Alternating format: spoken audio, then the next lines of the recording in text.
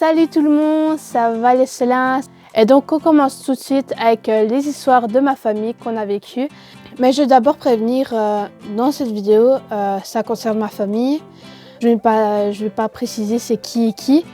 Je vais faire les appeler par d'autres prénoms et vous aurez des petites images pour pas qu'on se perde, parce que sinon ça va être vraiment un vrai bordel. Elle en a tellement vécu que la vidéo serait beaucoup trop longue si je vous raconte tout en une vidéo. Je ne sais pas combien de vidéos il y aura. On verra bien dès qu'elle m'aura raconté ses autres histoires.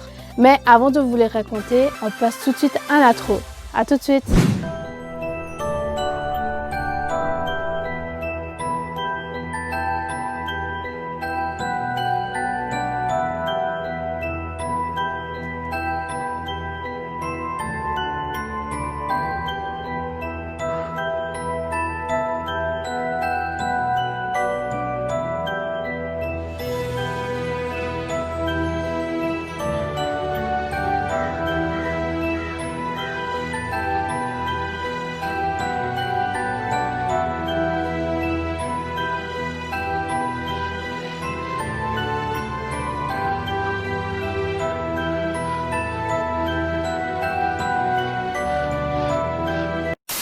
Moi, j'ai mis des écouteurs pour avoir une musique effrayante, pour me mettre un peu dans l'ambiance.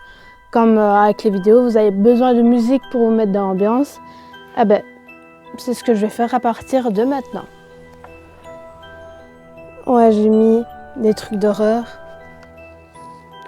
Je deviens follement avec les musiques en plus, ça punaise. C'est assez connu sur YouTube, vous connaissez, c'est mes histoires paranormales. Ceux qui ne sont pas croyants ou qui sont croyants, c'est à vous de voir si vous y croyez ou pas. On va l'appeler Mélodie. Mélodie, c'est un très beau prénom. Mélodie est très sensible à ces choses-là. Les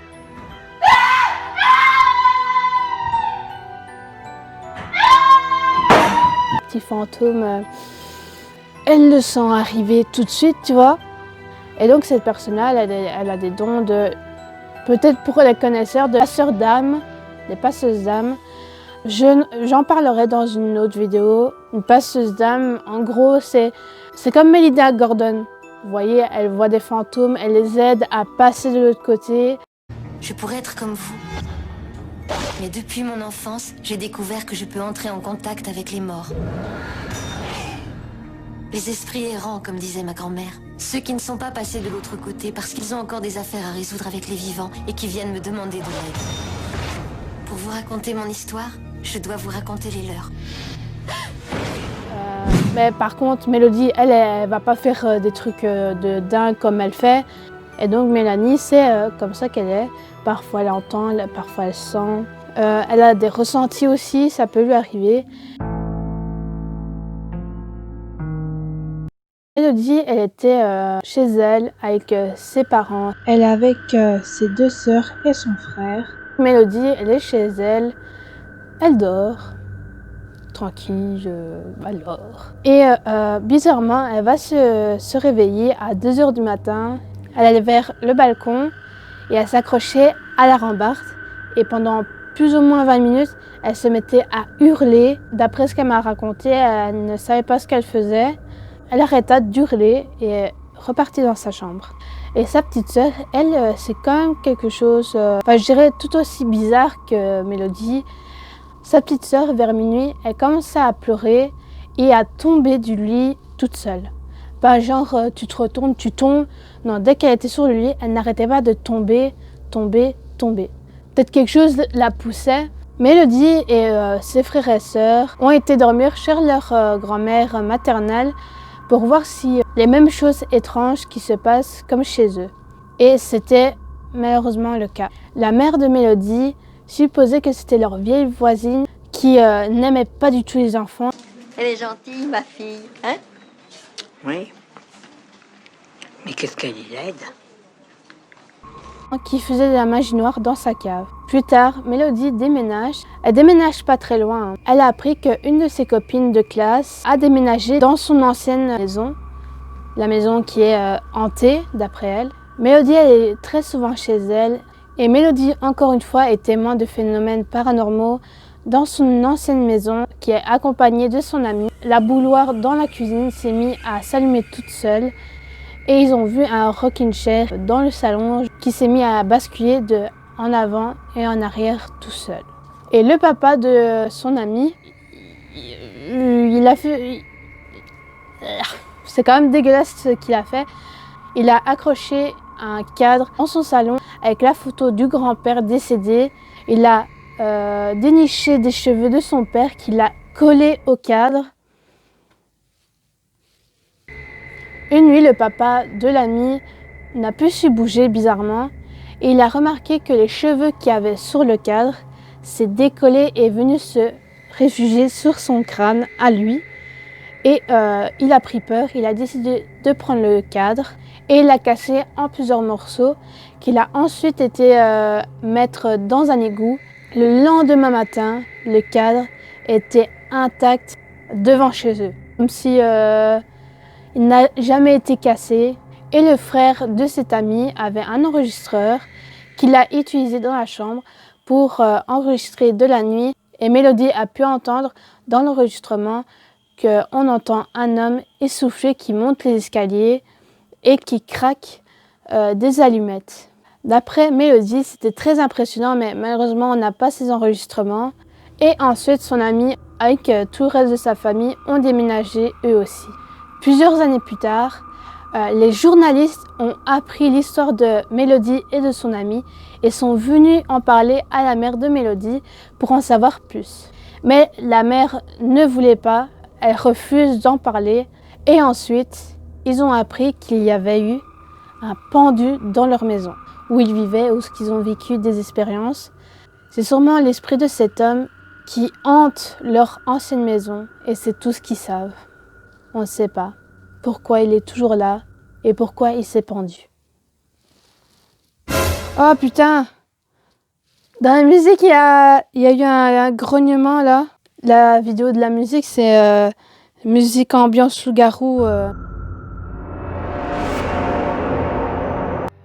Maintenant, c'est une histoire qui me concerne. J'étais en première secondaire, on partait en classe verte avec l'école. Donc on arrive à cet endroit, je vous ai déniché des images, des vraies images authentiques du bâtiment. Et donc on nous montre le bâtiment, le dortoir. On arrive au dortoir et on nous présente les chambres et on nous répartit dans les chambres. J'étais dans la 3e chambre à partir du fond. On est dans ma chambre et donc on commence à mettre nos affaires. Moi, je suis le tout premier lit à partir de la porte. Si je m'en souviens bien sur la photo, on voit que je suis à gauche. Et comme vous pouvez le voir sur la photo, on voit que c'est des lits superposés. Mais il n'y a personne au-dessus de mon lit parce qu'on n'est que 3 par chambre. Il y a 4 lits. Et moi, je me mets sur le lit du bas et juste en face, on voit une armoire. Et les autres lits, c'est les lits de mes copines de la chambre. Toutes les deux, elles partagent une armoire parce que par chambre, il y a 2 armoires. Et moi, j'en ai une pour moi toute seule. C'est ce qui est bien, c'est ce qu'il faut. Donc, je mets mes affaires dans mon armoire. Au-dessus, je ne mets rien. Donc, on sort et tout, on va s'amuser, on va faire des activités, on nous présente qu'est-ce qui va se passer, tchic et tchac.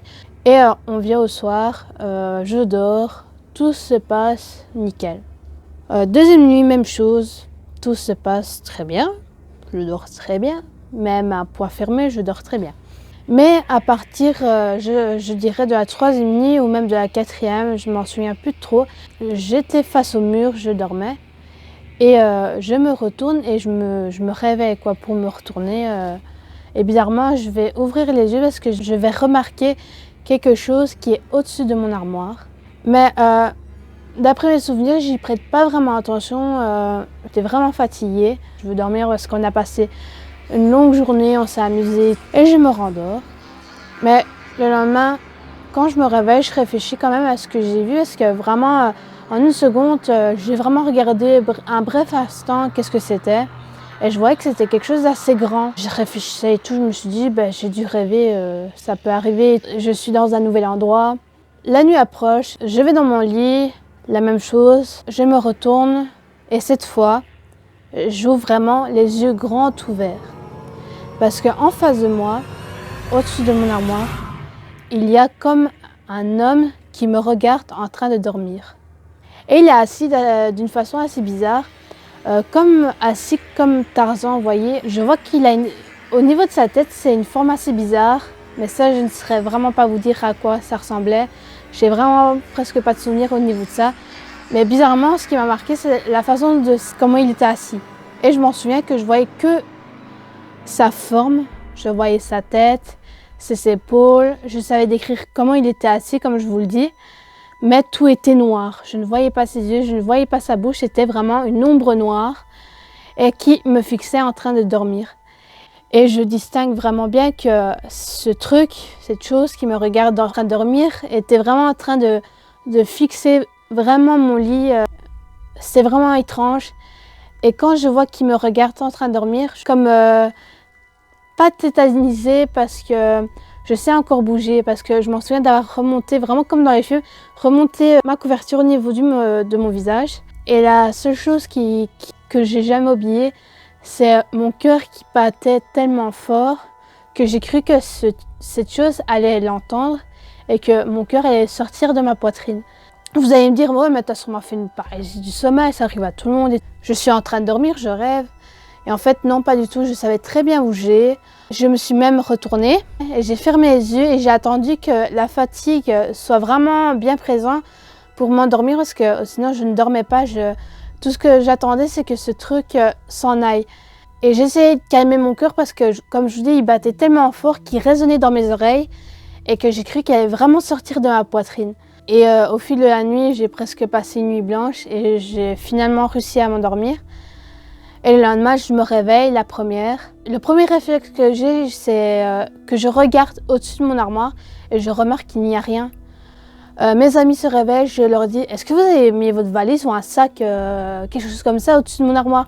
Elle fait « Bah non, on n'a rien mis du tout. » Et je leur dis « Arrêtez un peu, vous avez sûrement mis quelque chose au-dessus. » Elle me fait « Bah non, on t'assure qu'on n'a rien mis au-dessus de ton armoire. » Je ne comprenais pas et je l'ai bien remarqué que c'était moi qui m'étais réveillée la première. Est-ce que c'est dans la musique que j'entends parce que j'entends un chpoc. Je crois que c'était une mauvaise idée d'écouter de la musique flippante en train de tourner. Parce que je vous dis, tout au long, j'entends des bruits et tout. Tantôt c'était le loup, maintenant le chpoc. Oh, c'est sûrement dans... Oui! Punaise. Les nuits passent et toujours cette chose me regarde dormir chaque nuit. Je n'étais pas tranquille. J'arrivais plus à dormir de la nuit, je faisais des insomnies. Et ma meilleure amie, je leur ai dit, vous vous souvenez quand je vous ai parlé de la silhouette au-dessus de mon armoire, il me regardait, elle m'a dit « Ah oui, je m'en souviens, tu étais très fatiguée et tu m'en as parlé. » Et ça m'a un peu choquée parce que je me suis dit, bah, ce souvenir-là, il était vrai. Parce qu'au fil du temps que vous grandissez, les souvenirs peuvent changer.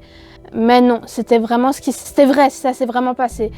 J'étais vraiment choquée qu'elle me dise ça parce que je m'en souviens très clairement que j'étais vraiment très fatiguée. J'ai vraiment un souvenir très clair que je marche devant, je suis dans le couloir du dortoir, je marche et je sens une énorme fatigue. Tout ce que j'avais envie, c'est de dormir. 15 jours on a passé là-bas. Donc imaginez presque 15 jours, chaque nuit, il y avait ce truc qui me regardait dormir.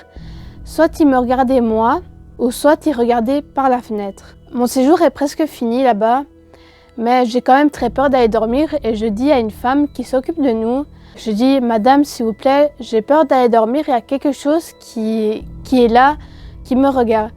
C'est rien, tu rêves, c'est pas grave, c'est pas grave. » Et j'avais beau lui dire que c'était toutes les nuits, rien n'y faisait. Moi, j'ai de la chance, c'est que Mélodie, elle m'a cru. Mais quand je lui en ai parlé, elle a trouvé ça très étrange de comment je t'écrivais cette chose. Eh ben, j'ai fait des recherches et ça me parlait du Atman. Ça aussi, je peux vous en parler dans une autre vidéo.